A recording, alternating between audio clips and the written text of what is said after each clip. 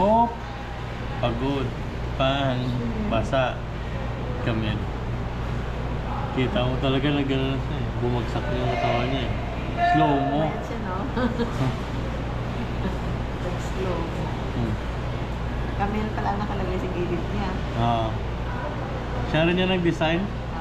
Tapos ginagawa ko lang sa computer. Tapos pinasa doon sa sa designer.